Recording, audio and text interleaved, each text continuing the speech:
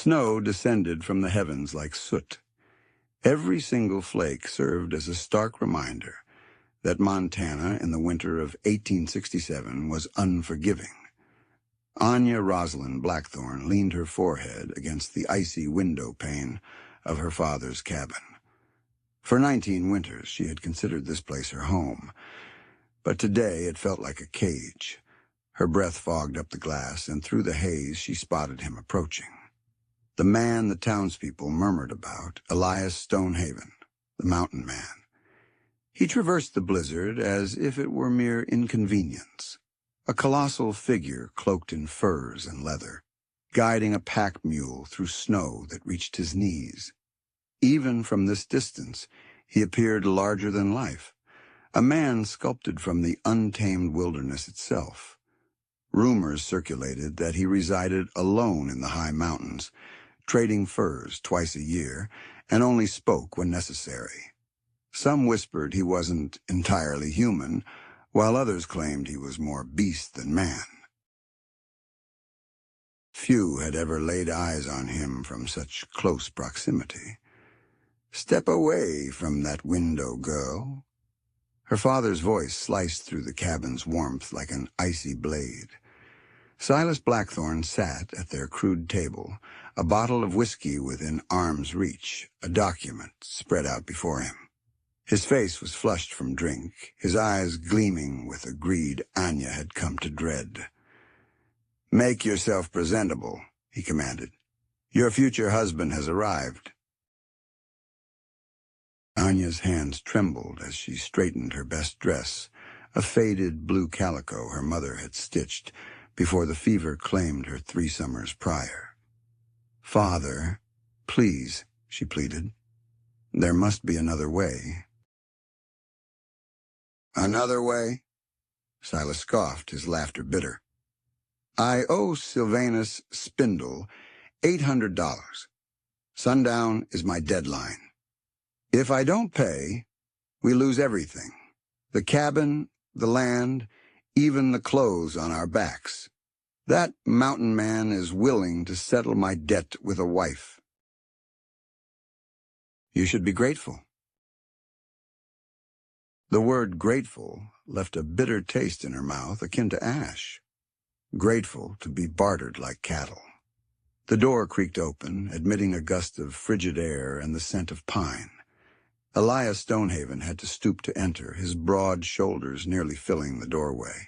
Snow clung to his beard and fur hood. He stood silently, water dripping from his boots. "Mr. Stonehaven," Silas greeted, his tone shifting to a false, oily warmth. "Welcome. This here is my daughter, Anya Rosalind." Elias's storm-gray eyes met hers. They held no malice, nor any warmth, only an exhaustion that seemed to age him beyond his years. He gave a single nod. "She's everything I promised," Silas interjected hastily. "She knows her letters, can cipher. Her mother trained her well before she passed. She'll make a fine wife."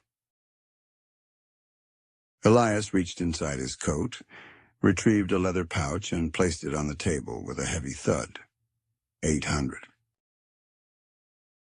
As agreed, his voice, though deep, was soft, like distant thunder rumbling over hills, not the growl she had anticipated. Silas's eyes gleamed as he counted the coins. Yes, all here," he muttered, pushing the document forward. "Just need your mark, and she's yours." "No," Anya stepped forward, her voice wavering but resolute. "I won't sign. You can't force me." Her father's expression darkened. "You'll comply, or Sheriff Watson will haul you to the altar in irons. The law is on my side. Until you're married, your will is mine to command," she implored Elias, her voice desperate. "You wouldn't want a reluctant bride. Surely you can understand that?" The mountain man regarded her silently. Then he took the pen and inscribed his name in a tidy hand. "The debt is settled. She is mine." Anya's heart sank. "Gather only what you can carry," Silas instructed harshly. Mr. Stonehaven has a long journey ahead. Her hands shook as she collected her few possessions. Her mother's Bible, a silver hairbrush, 2 extra dresses, her sewing supplies. Everything fit into a single bag.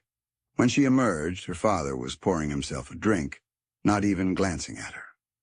The preacher is waiting at Spindle's post, he grumbled. Elias handed her over to a kindly-looking mare. His touch was gentle, almost tender, as his hands brushed her elbow and boot, though his expression revealed nothing. They traveled in silence through the blizzard. The town disappeared behind them, engulfed by the snow. At Spindle's trading post, a crowd had gathered to watch.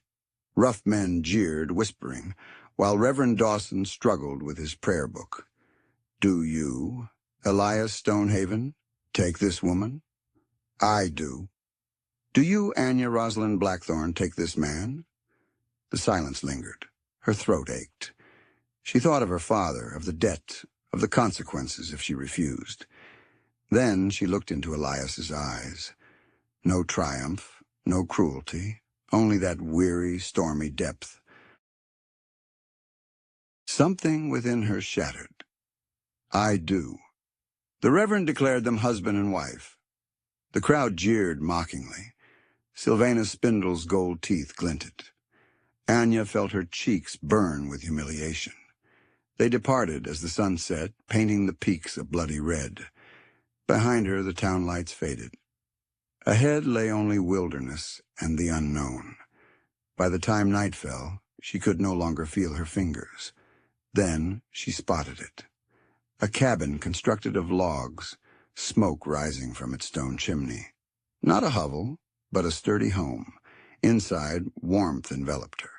Everything was orderly, precise, and neat.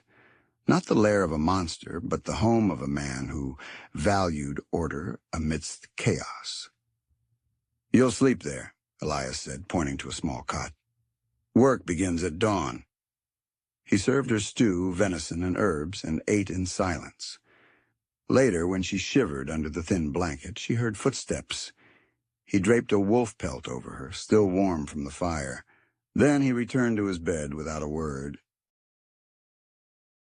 Anya clutched the pelt, its wild scent filling her lungs. In that small, hidden kindness, she glimpsed something the town gossips had never mentioned. The mountain man had a tender heart, and it frightened her more than any cruelty ever could. The following days fell into an unusual routine. Elias woke before dawn, the fire already stoked and strong coffee brewing by the time Anya stirred. He spoke sparingly, his words brief and practical. Water barrels are low. Bread is nearly gone. Keep the fire steady. Yet his silence was not unkind. The quietude of a man who had endured too many solitary years enveloped the room. He was not one to squander words. Anya grasped her roll swiftly. She tended to the floors, hung the laundry in the faint winter sunlight, prepared modest meals, and repaired what needed fixing. Though she had done these chores before in the cabin, each task took on a new significance. Here, every action was a matter of survival, not mere obligation. When night fell, and the wind shook the shutters while wolves cried in the darkness, Elias would sit by the hearth, whittling small figures from pine wood. Anya observed as his knife danced with unexpected grace, crafting birds in mid-flight or animals in motion. She yearned to inquire about his creations, but his serene demeanor held her back. One afternoon, as she cleaned, she discovered a trunk hidden beneath his bed. Within it lay books, volumes of Bardsworth, poetry and tales, all well worn. She carefully lifted one, admiring the meticulous notes scribbled in the margins. "You can read them," Elias remarked from the doorway, startling her. She had not heard him enter. "I didn't mean to intrude," she replied. "It's not intruding." "You live here now," he said, hanging his coat as snowflakes fell to the floor. "Can you read?" he asked. Yes, my mother taught me, she responded. A subtle change crossed his face, almost a smile. Winter nights are long. A man needs more than his own thoughts for company, he explained. That evening after dinner, he opened a book and began to read aloud. His voice was deep and steady, breathing life into Bardsworth's words in the small cabin. Anya sat motionless, her mending forgotten, the firelight casting golden shadows on his face. For the first time since her forced union, she felt a glimmer of something other than fear. The following night, she read to him. Her voice faltered at first, but Elias listened with quiet attentiveness. Soon, reading together became their nightly ritual. When the blizzard struck and confined them indoors for 3 days, the books saw them through. It was during that storm that Anya glimpsed the man behind the legend. Elias carved by firelight, his hands steady even as the wind howled outside. When she awoke cold in the night, he draped the wolf pelt over her once more. When she slipped on the ice and sprained her ankle, he knelt beside her, wrapping it with cloth as gently as if she were fragile. "You're not a burden," he said when she apologized. "You're my wife." The words held more weight than their simple meaning. In those weeks, Anya began to comprehend him in ways that words could not express. He shook the snow from his boots before entering. He never reached across her at the table, always asking first. Instead, he gave her space, never encroaching on her in the small cabin. He was meticulous, always careful with everything he handled.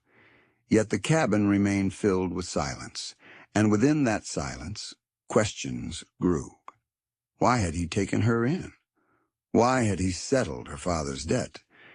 She posed the question one night, her voice barely audible over the crackling fire. Elias's hand paused on the poker. For a long time, only the wind responded. Eventually, he said, "I didn't want a wife." Spindle came to me. A man confessed he was in debt, and he had a daughter. He threatened to sell her to the mining camps if I didn't agree to his terms. I was well aware of the fate that awaited women in such places. Anya's breath hitched as she recalled the hushed tales she had heard. The horrors that men inflicted in lawless lands. "You rescued me," she murmured softly. "We struck a deal," he replied, his voice gruff, yet his eyes gentle. That evening, as she lay awake, the storm raged outside while Elias's even breaths filled the room. For the first time, she didn't feel like a possession. She felt sheltered. One afternoon, she found him crafting a wooden sparrow. He offered it to her without lifting his gaze. "For you," Anya traced the smooth wood with her fingertips. "It's exquisite. Why give it to me?" He shrugged nonchalantly. "I thought you might appreciate it."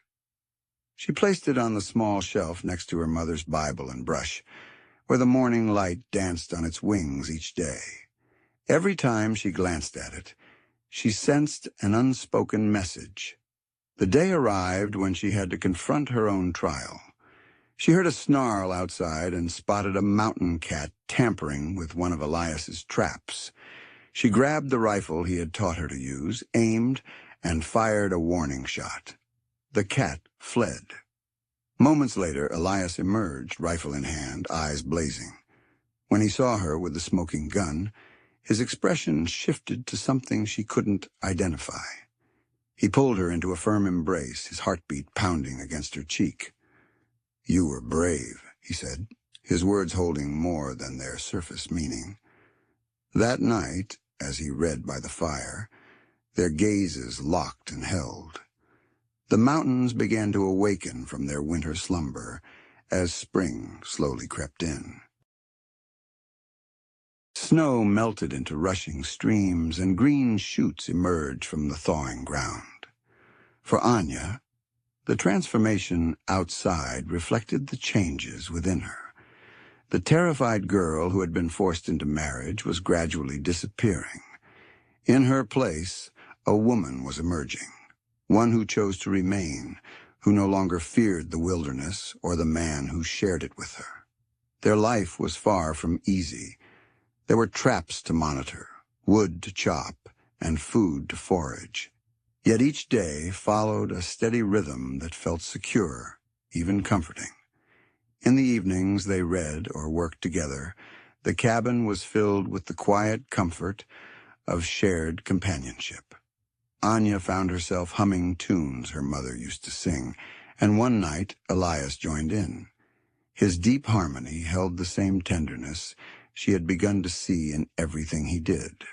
On a moonless night, a nightmare transported her back to the trading post, to her father's voice and the leers of men who viewed her as a commodity. She woke, gasping for air, her skin damp with sweat. Elias was by her side in an instant, his scarred face etched with worry. "Just breathe," he instructed, his voice steady and calm. When she reached out, shaking, he took her hand. His palm was rough, but his grip was steady. He didn't offer hollow reassurances. He simply stayed, grounding her in the present. "Tell me something true," she whispered. "Something to drive away the nightmares." He murmured about Eagle's Peak, recalling how he had once seen the sunrise transform the sky from inky black to vibrant purple, then to a gold so radiant it seemed the world was being reborn. It made him feel insignificant, he confessed, but in a good way, as if he were part of something greater. She found solace in his words, and her fear began to fade. That night, she experienced a peaceful sleep after a terrifying dream. Soon after, trouble arrived from the outside world. 5 riders approached, led by young Gareth Corwin, the nephew of Elias's old friend. The boy wore a pilfered badge and a scowl of resentment. He accused Anya of practicing witchcraft and murder, insisting she had bewitched Elias and was responsible for his uncle's death. They bound her hands and hauled her to a dilapidated shack, threatening to kill Elias when he arrived. But the mountains had not forsaken her. Wolves encircled the shack that night, their haunting howls unnerving her captors. Then Elias's voice echoed through the darkness, steady and menacing. "Release her. This is your final warning." The thugs hesitated, but Gareth's arrogance drove him to reach for his gun. A wolf lunged, sending the weapon flying before he could fire. Chaos ensued, and they fled. Elias entered, rifle poised, eyes cold as stone. He freed Anya and held her tightly, murmuring, "This isn't your fault."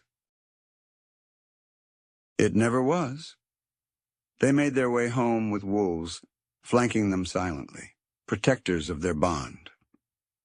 That evening, as Elias tended to the cut on her forehead, Anya whispered, "I love you." His gray eyes warmed and his voice wavered as he replied, "I love you, Anya Rosalind, more than I ever imagined I could love again." From that point forward, their marriage was no longer a transaction, born of obligation. It became a choice. They became genuine partners, sharing books, laughter, and when spring breathed warmth into the mountains, Elias took Anya to Eagle's Peak, fulfilling his promise. Together they witnessed the sunrise, the world reborn in flames of gold. Years went by. The cabin evolved into a home. Anya cultivated a garden, and Elias built a porch where they could sit in the evenings. Wolves still appeared when storms approached, silent sentinels at the forest's edge. And one spring morning, Anya stood by the fence, her hands resting on her swollen belly, carrying the child they had long hoped for. Elias approached from behind, wrapping his arms around her. "Shouldn't you be resting? The peas won't plant themselves," she joked, but leaned into his embrace. When their daughter was born, the wolves gathered again in the clearing. A ring of gray guardians watched as new life entered the world. Elias placed a tiny carved wolf in the cradle, a gift for the child who would grow up knowing both the wilderness and the comfort of love. Anya gazed down at the baby sleeping in her arms, then at Elias, who had once been a man of silence and isolation. Nobody wanted to be the mountain man's wife, she whispered, until she saw his tender heart.